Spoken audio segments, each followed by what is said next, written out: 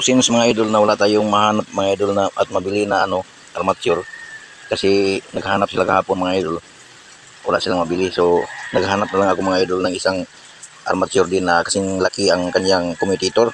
So ito mga idol, tinanggalan natin dito. At pagtanggal dito mga idol ay ginabas-gabas ko lang naman itong kanyang mga winding connection dito. So pagkagabat mga idol, binunot ko na itong commutator niya. Pagkatapos ito yung ipapalit natin dito mga idol. Magkasing laki lang sila at saka ganon din ang bilang nitong mga bars niya mga idol, 23 bars.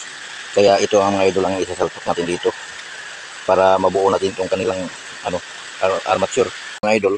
At ato paninggi kabut-kabutan og law mga idol kay gamay ra man gud ang iyang kabot. So ato paninggi tiwasan og sandir mga idol para mulaw-law mga iyang salpakan sa winding mga idol. So, ito na siya mga idol, naisalpak na natin mga idol yung kanyang commutator. So bali iwakli na nato mga idol ning sobra diri. Bali itabo nato sa iyang wire para dili basta-basta makagawas mga idol kani iwakli nato itakob sa iya diha sa iyang winding nya, isugat nato ring pikas kunya pagkahuman na mga idol soldahon nato siya kay para ligon gyud. So ana lang na mga idol, ato sang soldahon mga idol. Na pilot na nato mga idol ang iyang kwan, bali nakiom na nato na nasakop na nato ang iyang mga winding. So ato na siyang soldahan mga idol og tingga para mosamot pagid kaligon mga idol niya dili pud mag lose connection. So isolda sa nato mga idol. So yan mga idol, na solda na nato mga idol.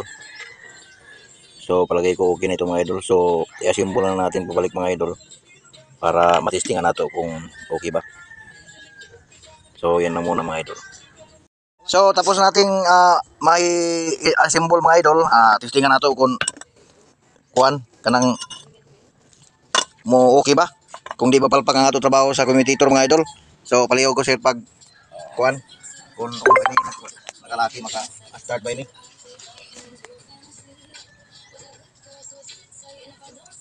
Sige ha.